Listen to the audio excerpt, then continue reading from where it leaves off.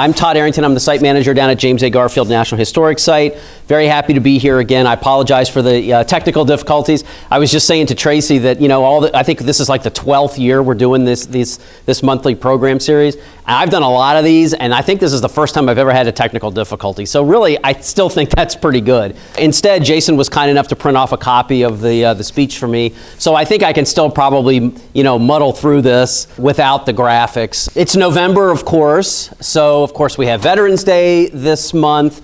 And, of course, November 19th, also famous for, obviously, James Garfield's birthday. So that's what everybody knows about November 19th, and this speech I'm holding in my hand is just a footnote in American history, right? Not exactly. In fact, James Garfield's birthday was November 19th, and if you didn't see it in the news, we just succeeded in getting November 19th named James A. Garfield Day in the state of Ohio. The governor just signed that bill in October, so I was all excited, like, hey, November 19th, it's in a month. It's the first ever James A. Garfield Day in Ohio. And then I realized, oh, wait, bills once the governor signs them, it's 90 days until they take effect. So it doesn't actually take effect until until mid-January. So next November 19th. What's that? Are we going to day off from that? It's a Sunday, so I'll be off that day. What you do on Sunday is your business, but I'll be off that day. But anyway, so next November 19th, we will actually celebrate James A. Garfield Day in the state of Ohio. Statewide, it'll be James A. Garfield Day. But interestingly enough, James A. Garfield's 32nd birthday, which was November 19th, 1863, was also the day that Abraham Lincoln gave the Gettysburg Address.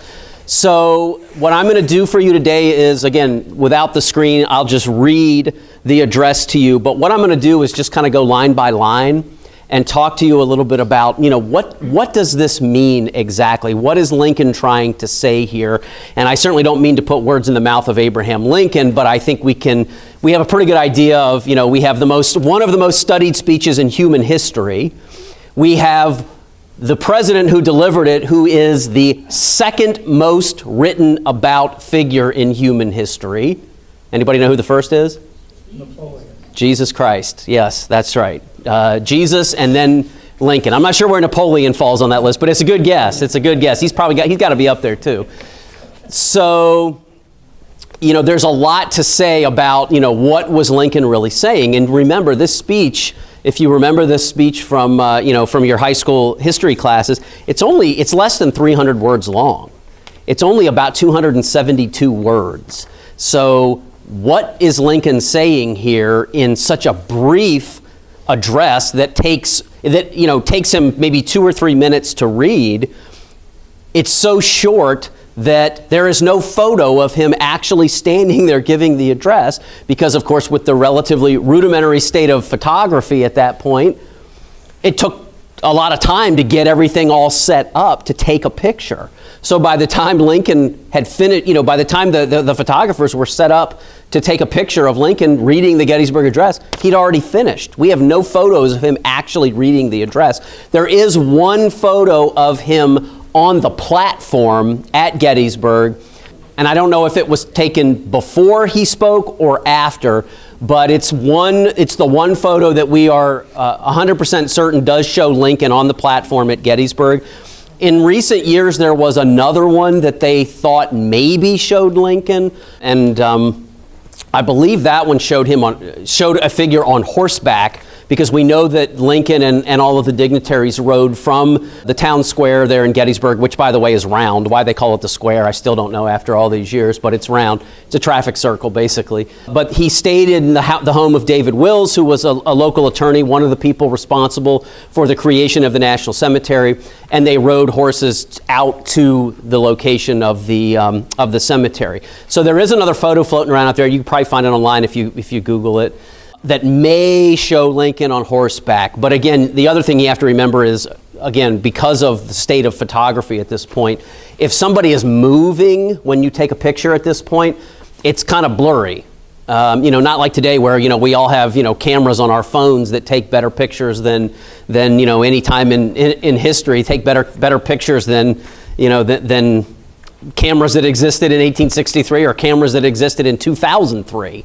So, we all have a pretty powerful camera on our phones now. That wasn't the case, obviously, in 1863. So the one photo that we know is Lincoln does show, it is kind of blurry because it looks like maybe he's leaning down to hear what somebody is saying to him. And then this one of him potentially him on horseback is kind of blurry as well, because obviously if he's riding a horse, he's moving. So the camera can't keep up then like it can today, whether you're using a nice big professional camera or even just something on your iPhone. The camera technology is far advanced. So, of course, in order for there to be a Gettysburg Address, there has to be a Gettysburg National Cemetery, or the Soldiers' National Cemetery, as it was called then. And in order for there to be a Soldiers' National Cemetery, there has to be a Battle of Gettysburg. So all of this comes about because of the Battle of Gettysburg. It's fought from July 1st through the 3rd of 1863, so it's a 3-day battle in the town of Gettysburg. And if I had my graphics now, I could show you the map of Gettysburg that shows you why Gettysburg was such an interesting and unique choice of a place to fight a battle. Keep in mind, we're talking about the Civil War here, so generals couldn't send drones up or whatever to try to figure out where the other army was. They used cavalry, they had scouts out and try to figure out where the enemy was. So as both of the Union and Confederate armies are moving north, at first at least, nobody really wants to fight around Gettysburg. Both armies had designs on fighting somewhere else, but eventually the circumstances lead them to fight at Gettysburg. And if you could see the map right now, if you see an aerial map of Gettysburg, even in 1863, it's a really interesting place to fight because there's so many roads leading into and out of Gettysburg. And of course, for an army in the 1860s, roads are critical. That's how you move men. That's how you move horses. That's how you move wagons carrying ammunition. That's how you move, ambulances, anything.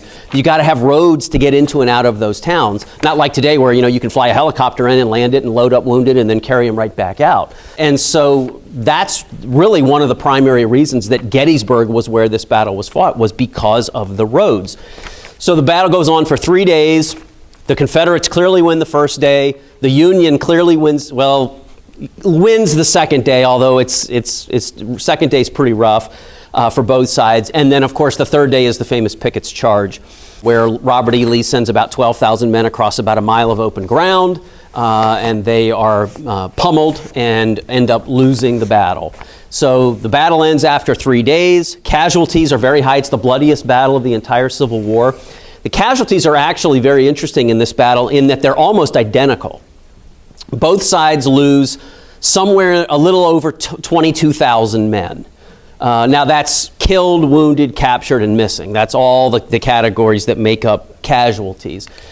So both sides lose about a little over 22,000 men. But it's interesting, and again, if you could see my graphic, I would show you that for the Union, this was about a 24% casualty rate, still very high. For the Confederacy, this was about a 33% casualty rate. So even though they lose almost the exact same number of men, it's far more catastrophic for the Confederacy because their army is smaller. So, and you've heard about the North had more men, it had more industry. That's all true.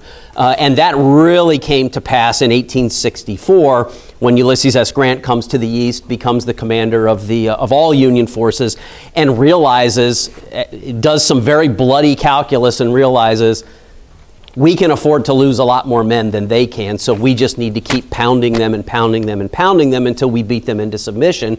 And if we lose a lot of men, we can replace them. It's harder for the Southerners to replace men who get killed, wounded, captured, or desert.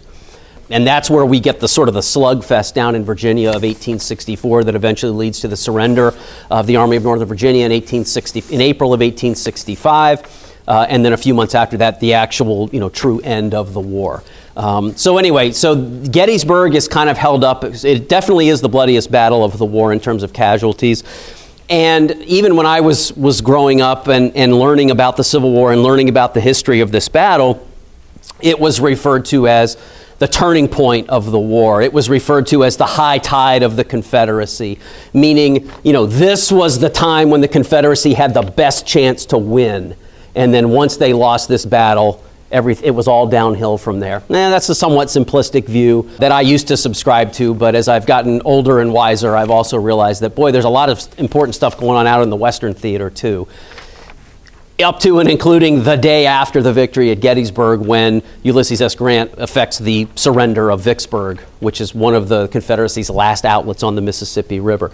So a lot of very interesting things going on all at the same time here. But at any rate, Gettysburg is this small town of about, probably 2,000 or 3,000 people or so in 1863. So, a small, relatively rural farming community.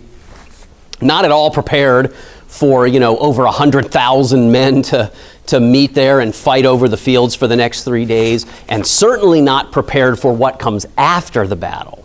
And, we just put our list together of all the talks we're going to do next year as part of this series, and we are going to do one next year on the aftermath of a Civil War battle. Taking care of the wounded, burying the dead, this kind of thing. Because when the battle is over, and you have dead men and dead horses, wounded men who are being evacuated to hospitals, the armies leave. Robert E. Lee heads back towards Virginia. George Meade, kind of sits there for a while and doesn't really go after Robert E. Lee, which is something that really bothers President Abraham Lincoln, of course, because he wants these Confederate armies destroyed. All of these generals who were so concerned about capturing Richmond, Lincoln is sitting in Washington saying, who cares about Richmond? What do we gain if we capture Richmond, but there's 200,000 Confederate soldiers still running around out there? We've still got to chase them down and destroy those armies. So forget about Richmond. Let's beat those armies into submission. That's why somebody like U.S. Grant or William Tecumseh Sherman, or even to some degree James Garfield, is so appealing to Lincoln, is because they share that philosophy.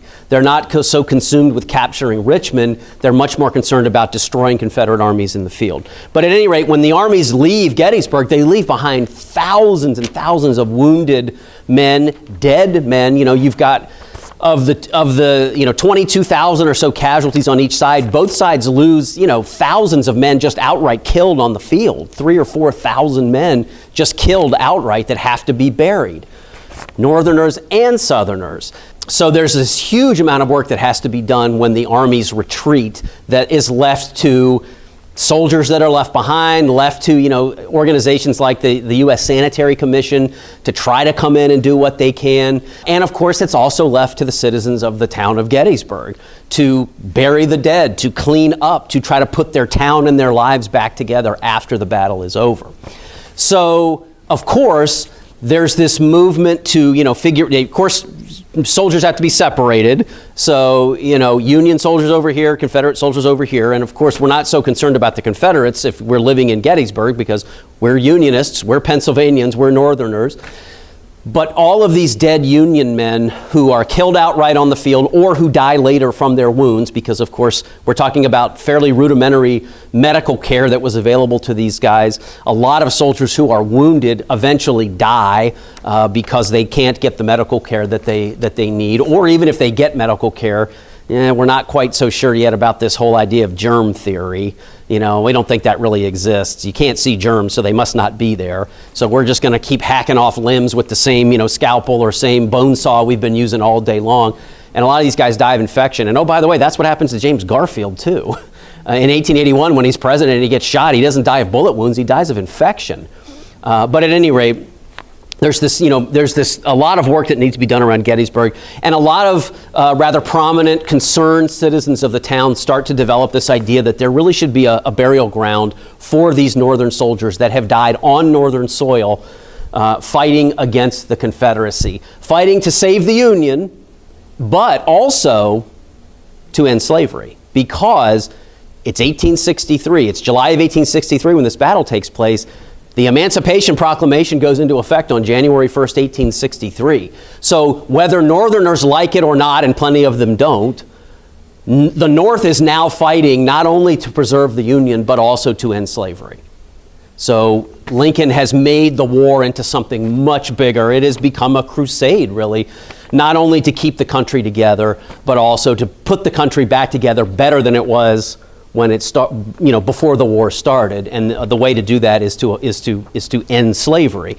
So Northerners know at this point they're fighting to end slavery as well as save the Union. Confederates also know if we lose, slavery is dead. Slavery is gone if the Confederates lose. And that's one of the reasons they hung on as long as they did, even though it became more and more clear as we got into and through 1864 that the Confederacy it was just a matter of time before the Confederacy had to give up. But that's one of the reasons they hung on so long, was because they just couldn't wrap their head around the idea that they were going to be coming back into a union that did not include slavery. But at any rate, these many concerned citizens around Gettysburg decide that they want to create a cemetery. They need first of all, it's a practical matter. There's bodies everywhere. They've got to be able to bury these guys somewhere.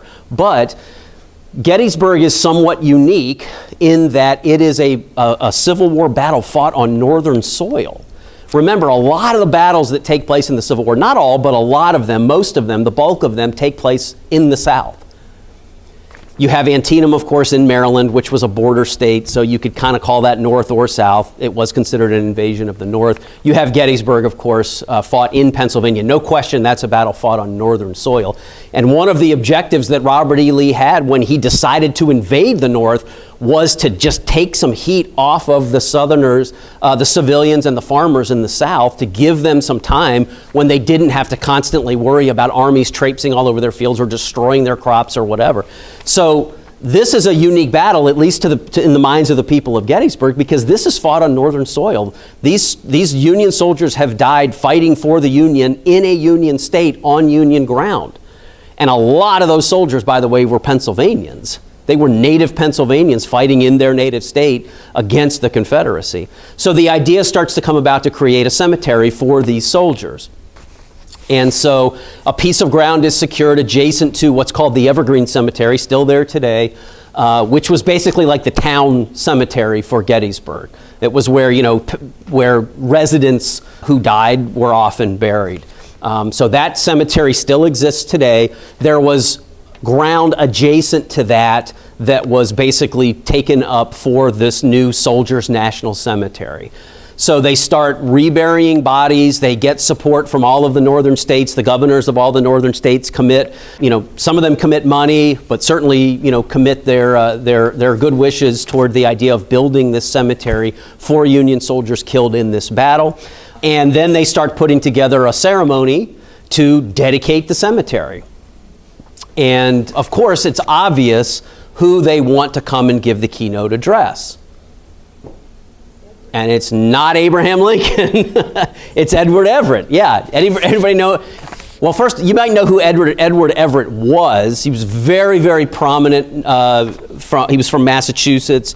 He'd been a member of the House of Representatives. He'd been a senator. He'd been an ambassador. He'd been a vice presidential candidate at one point. He'd been president of Harvard University.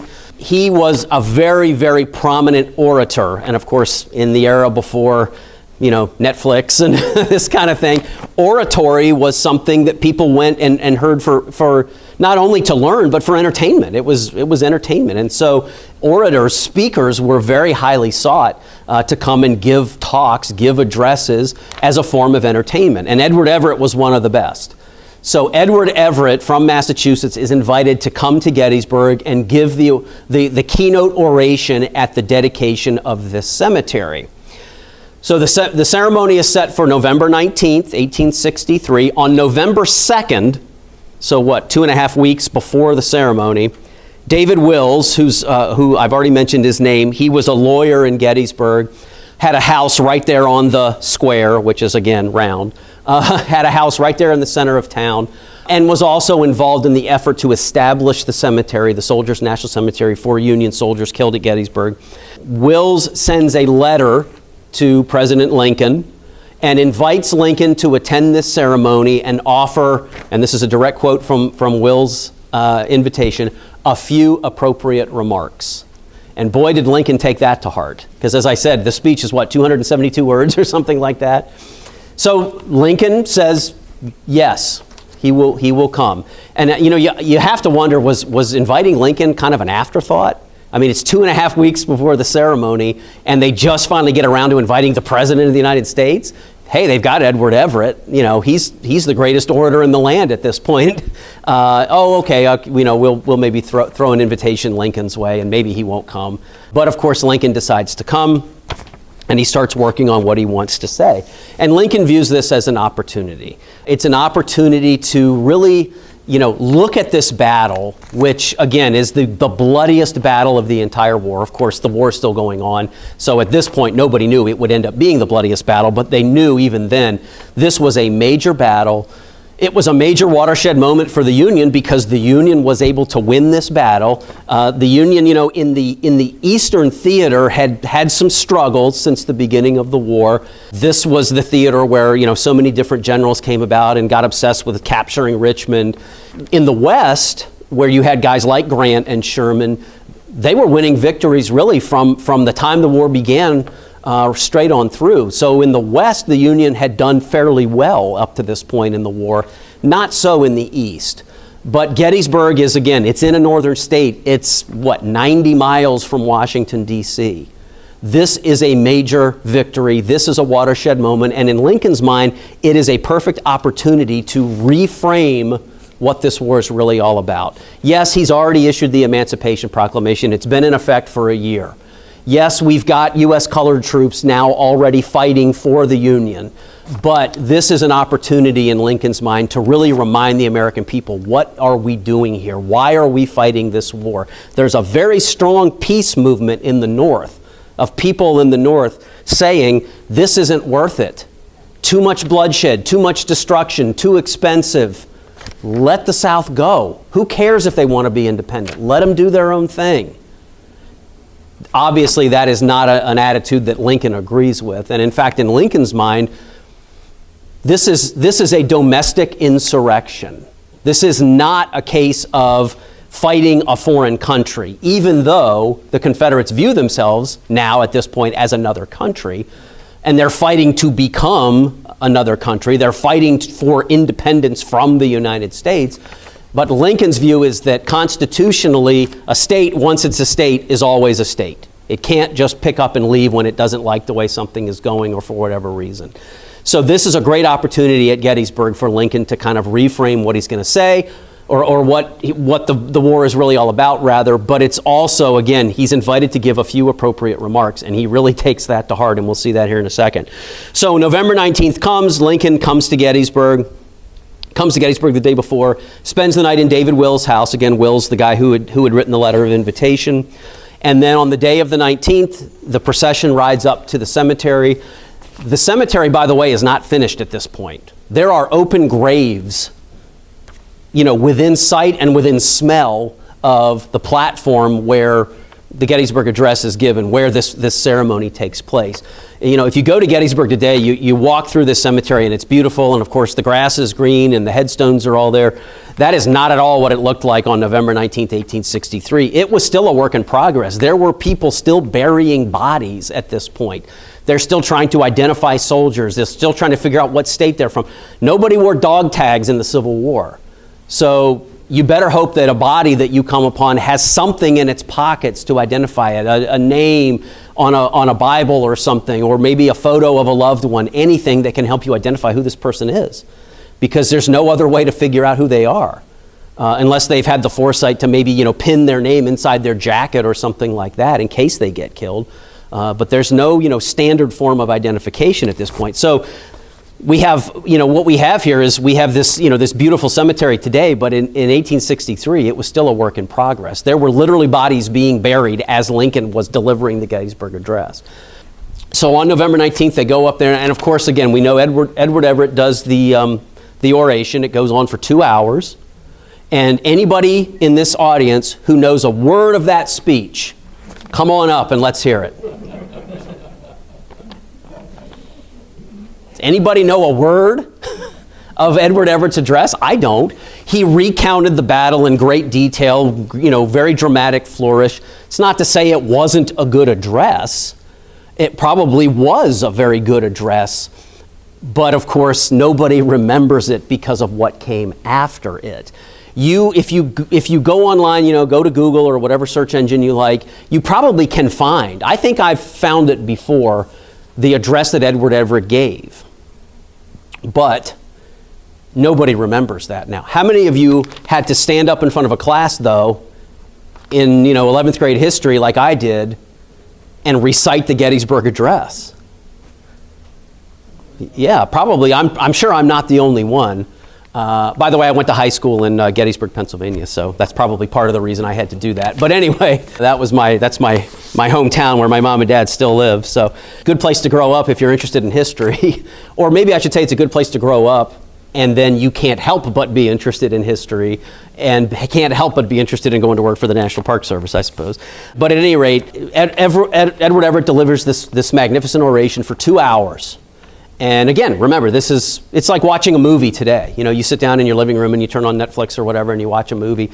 It's entertainment. This oration is yes, for a very solemn occasion, but it is also to some degree entertainment. So after Everett finishes and everybody claps and he sits down, then here comes Abraham Lincoln. Very distinctive, very tall. You know, you've seen photos of Lincoln. He's very tall. He's a tall, 6'4", the tallest president we've ever had. Very tall, has something of a commanding presence. We unfortunately don't have any recordings of his voice. So we don't really know what his voice sounded like. But, if you read recollections of people who knew Lincoln, they sometimes talk about, he had just the slightest southern twang because, of course, he was from Kentucky originally and lived there for several years as a child. And also that his voice was a little bit higher than you might expect. But we're guessing here. We don't really know because there's no recording. I believe Benjamin Harrison is the first president we actually have a recording of his voice that we can actually hear what he sounded like. We don't know what James Garfield's voice really sounded like either. Would love to know that, but would make our job down the street that much more interesting. But at any rate, we don't really know exactly what Lincoln sounded like, but we know what he said. 77 years ago, our fathers brought forth on this continent a new nation, conceived in liberty and dedicated to the proposition that all men are created equal. What is a score of years? Does anyone know? 20, right. So 4 is 4 20s. I studied history, but I do a little quick math here and say that's 80, right? So 7 years is 87 years ago.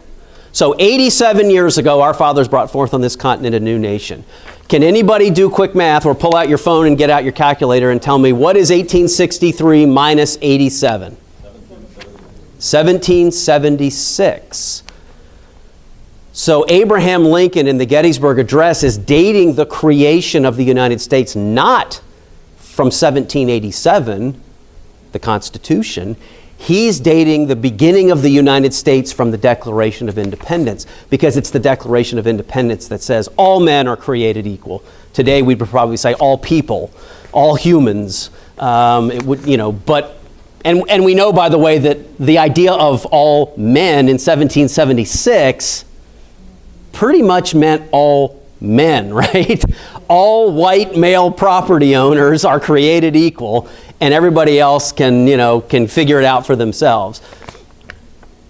So Lincoln dates the beginning of the United States from 1776, from the Declaration, and that's right in line with what the Republican Party of that era was thinking, was we are a party that is about trying to promote equality for everyone. Economic equality, social equality, and yes, even to some degree, racial equality.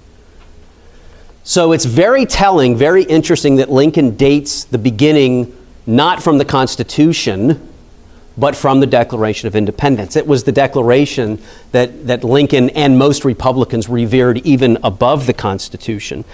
Dedicated to the proposition that all men are created equal. So Lincoln, I think, is giving a fairly wide meaning to all men here. I admit he is probably not talking about all women, I'm sorry to say. He's probably talking about all men, or maybe he is talking about all human beings, but he's saying, you can see where he's going with this already after one line. We've already issued an Emancipation Proclamation. We have black men fighting for the Union Army to save the Union and to secure their own freedom. All men are created equal. Now we are engaged in a great civil war, testing whether that nation or any nation so conceived and so dedicated can long endure. He calls it a civil war. My parents grew up in the 50s and 60s in Virginia, in the South. My parents, who now, ironically enough, live in Gettysburg, they grew up with teachers that called it the War of Northern Aggression. The war between the states, all of this kind of stuff. Lincoln says It is a civil war. If you look up the definition of civil war, it is a war between two different political factions in the same country.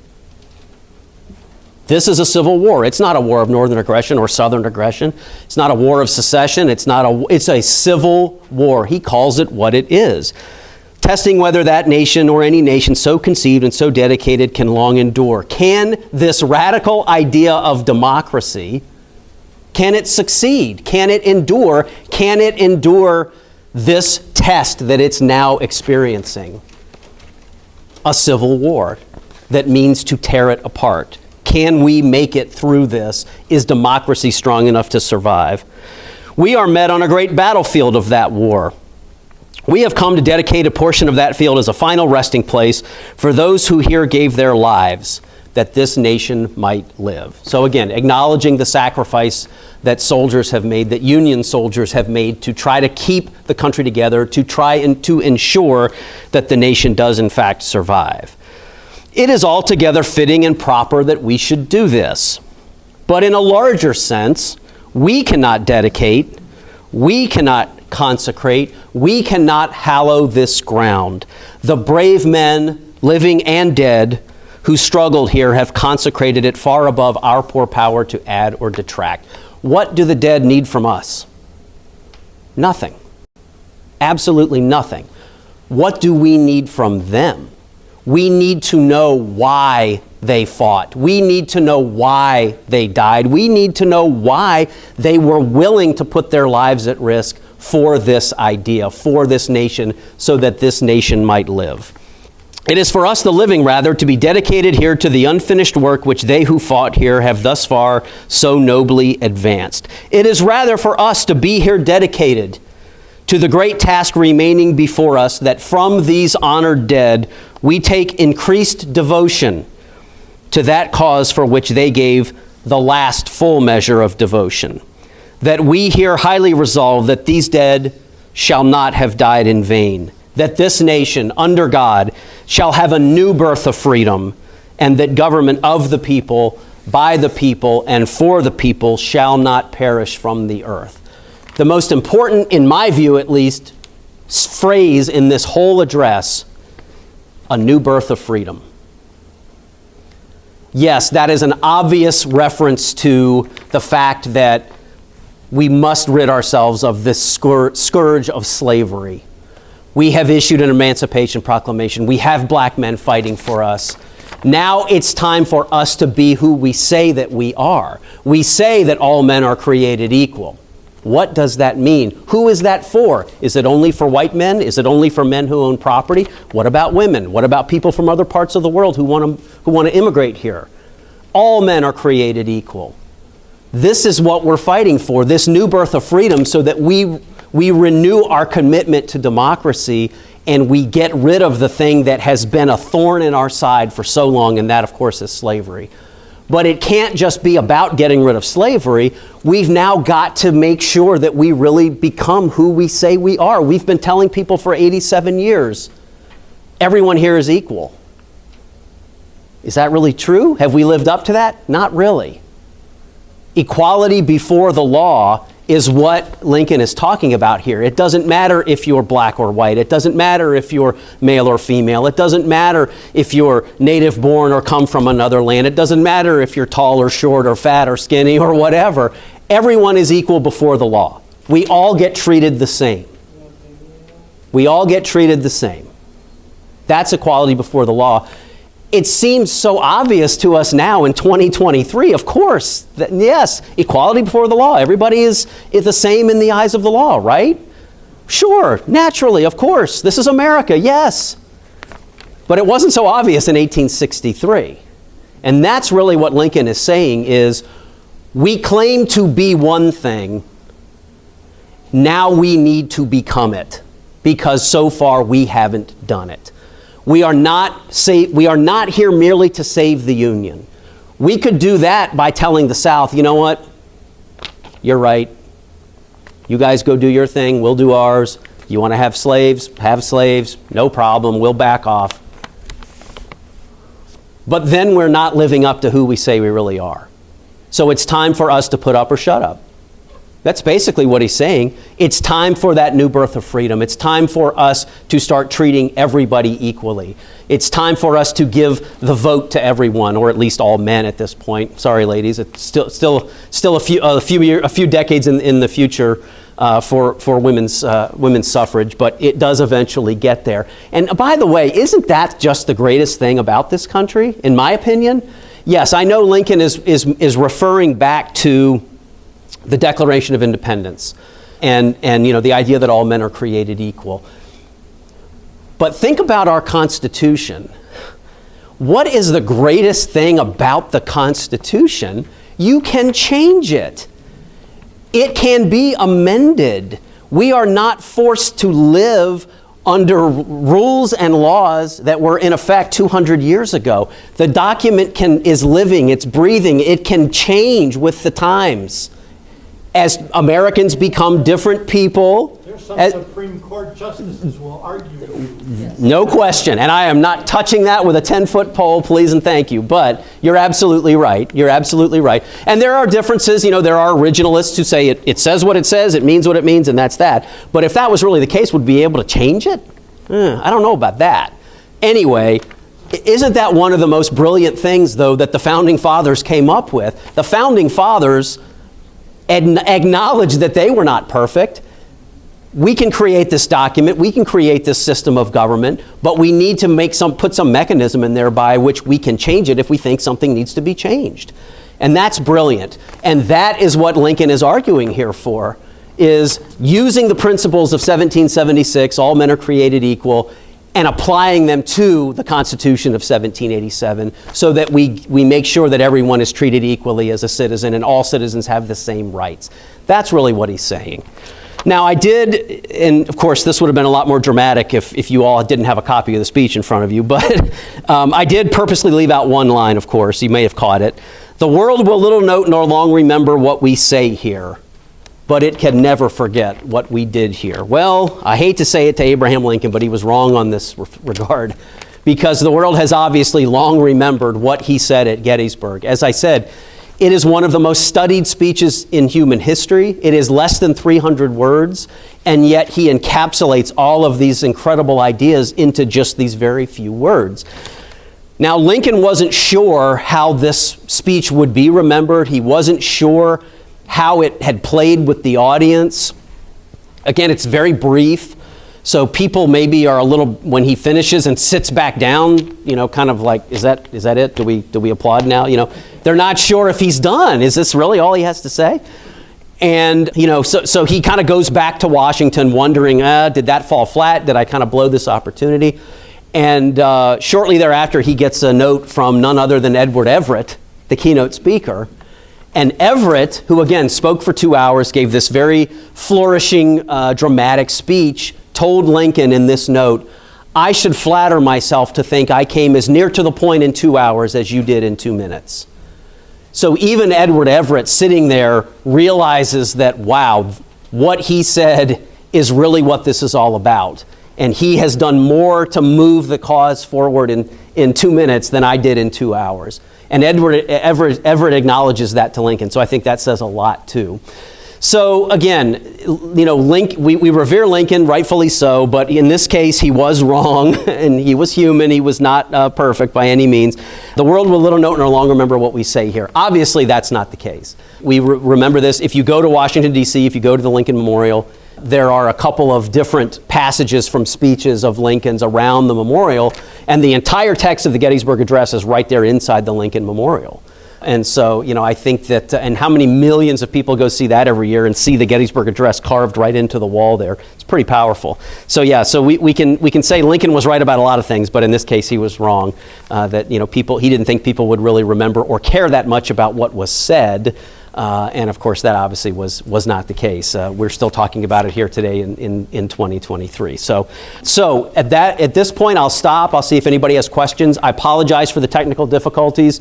We normally would have had a screen, and you would have been able to see the words of the speech up there on the screen. But hopefully, this worked out okay, even without it. So, does anybody have questions? Yes, sure. Do we know that this is the exact speech that he gave? It's funny you say that, because there are several different copies floating around that have been verified to be original, and a little bit of the wording, and I mean really like, an of instead of an and, or this kind of thing, not huge differences do exist in some of these other copies. So this is from the Library of Congress, which I would consider to be a very, very reliable source, but it is possible that you might look it up in a book upstairs, if after the talk you might go up there and try to find a book, and you might find a word or two that is a little different.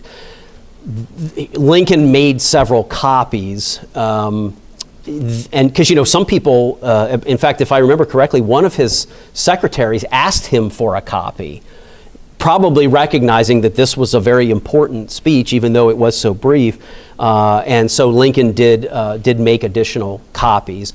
And then sometimes too, with just transcription from handwriting to something like this, every now and then you do get it. But every version I've ever seen, the message is obviously the same. There is nothing so different that it makes you go, oh, maybe he really didn't mean that thing I just talked about for 45 minutes up there. So it's just really minor differences of a word here or there. And again, mostly, articles, little small words that don't amount to really any change in the meaning. Anybody else? Yeah, go ahead. Idea how many people were there? If you look at pictures that day, you can actually see photos of the crowd. If I had to guess, I'd say maybe 1,000 or a couple thousand. Keep in mind too, Lincoln, as I said earlier, that we don't really know what his voice sounded like, and when he's up there on this platform speaking, or even in 1880 when James Garfield is speaking at the Republican National Convention, the vast majority of people that are there can't hear a word that they're saying, because he doesn't have a mic, or a megaphone or anything like that. So that's why people tended to try to get to these things so early, so they could be close and they could hear what they were saying. But that also speaks to how important things like newspapers were at this time, because they would then often reprint speeches so that people reading, or even people who were there but couldn't hear anything, would know what actually was said.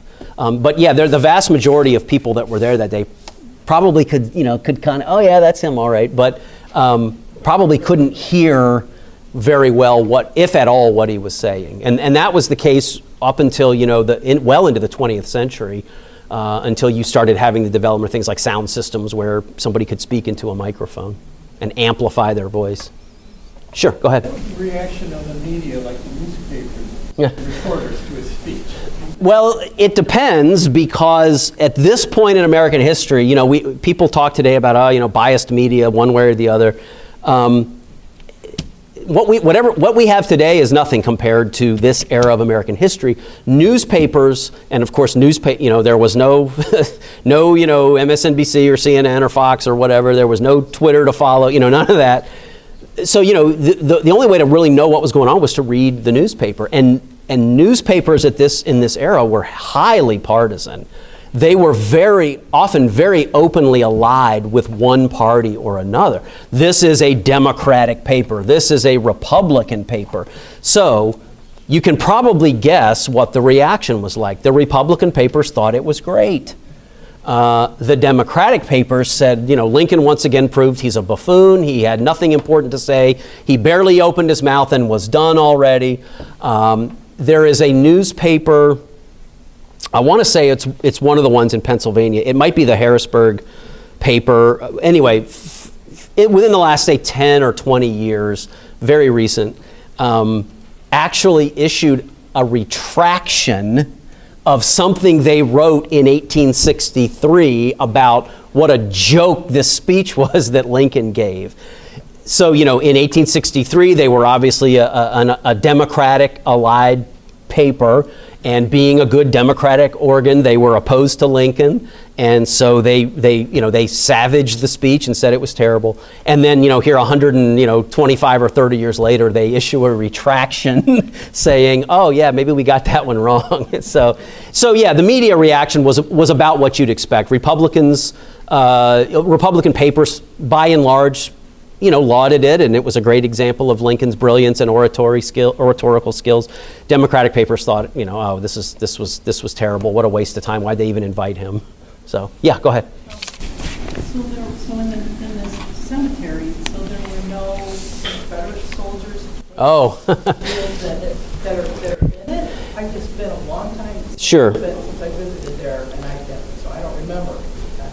So this cemetery was for Union soldiers. This is a northern cemetery. These are soldiers who have been killed on northern soil fighting for the United States.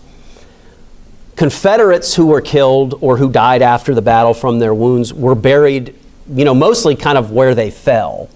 They did bury those soldiers, but they did not put them in the National Cemetery. Now, supposedly there are a few cases where they think that a Confederate did get in there by mistake, that maybe they were misidentified. Keep in mind, especially on the Confederate side, a lot of Confederate soldiers were taking whatever uniform items they could find from other guys who'd been killed or wounded or whatever. So a lot of times you had Confederate soldiers wearing blue jackets or pants or whatever because that's what they could get their hands on. So it's not at all outside the realm of possibility that some Confederates were misidentified as Union soldiers, and again, no dog tags, none of that, and were placed into the cemetery by mistake. I will tell you that in the summer of 1994, so almost 30 years ago, when I was doing my first stint for the National Park Service, and I did a talk similar to this in the National Cemetery about the Gettysburg Address. And of course at the end, and this is the summer, so you might do a Gettysburg Address talk and have 300 people following you, and here I am, this college kid, like, oh my gosh, I've made it, I'm going to be such a success. I'll never forget, we got that question, from time to time. And I will never forget a woman who just stood there and just absolutely berated me because I am from Louisiana, not Louisiana, Louisiana. And she just was mortified that Confederates were not buried in this cemetery. And of course, in 1994, when this happened, the Civil War is long in the past. Supposedly we've all come back together. We're all Americans. But that was not the feeling in 1863 when you have, 2,000 or 3,000 Union soldiers who've been killed on northern soil, defending the United States, fighting for the United States, and have been killed by soldiers who are fighting to tear the Union apart. So there was a very strong feeling that, no, this is a cemetery for Union dead. Confederate dead are buried on the field where they lay. Most of those Confederates were then, years later, removed and buried in, if they could be identified, which was not often the case, they could be returned to families. But there is a very large burial plot in Hollywood Cemetery in Richmond, Virginia, that is, the Confederate dead of Gettysburg. So now, are there probably still a few out there somewhere? Probably. With that large of a battle, that many people killed, yeah, I'm sure that they did not get every single body removed. There, maybe Union or Confederate or both still out there. And every now and then when I was growing up there, you'd read a story in the newspaper about a guy, that was out, rototilling his garden or something, and oh gosh, found some kind of a bone here. This looks human. So, when you have that many people in that much violence, all contained in what's ultimately a pretty small area. Of course, the battlefield is kind of all around the town. This isn't a Napoleonic battle where, okay, we're here in this field and they're here in that field and we're going to meet in the middle. It was kind of fought all over the place, but I'm sure there probably are still people out there. Yes? How big is the cemetery? Oh, geez. Gosh, as far as acreage, I don't know. It's not that big. It is closed now. You cannot be buried there if you don't already have a reservation, I guess, if you want to call it that. There's an annex. There's what they call the annex to the cemetery, which was basically just an area they opened up for more recent burials. But even in the early to mid 90s when I was working there, that was closed too. So it's not that big. I mean, it's, you can walk from one end to the other in less than 10 minutes. It's not that big. It's not like, Arlington or something like that where, you could spend days walking through there. It's not that big at all. And by the way, the site where the actual Gettysburg Address was delivered isn't even marked definitively. There is a monument to the Gettysburg Address in the cemetery, but it is not on the actual spot where the platform stood. The research indicates that the platform was actually kind of just a little bit over into the Evergreen Cemetery side. So actually more in the town cemetery, and that may have been a very conscious choice because, again, as I said at the beginning, they were still digging graves and burying bodies as this cemetery was or ceremony was happening. So it's entirely possible they moved the platform back a little bit just to keep that separate. Anything else? According to the website, it says the cemetery is 17 acres, and that sounds wrong to me. That's bigger than I would have guessed, but it's still not that big. You can still walk from one side to the other very quickly. Maybe you can, sir. Well, I could. 30 years ago. I don't know now. I'm not so sure. But, okay. Well, thanks for coming. Sorry about the technical difficulties, and see you next month.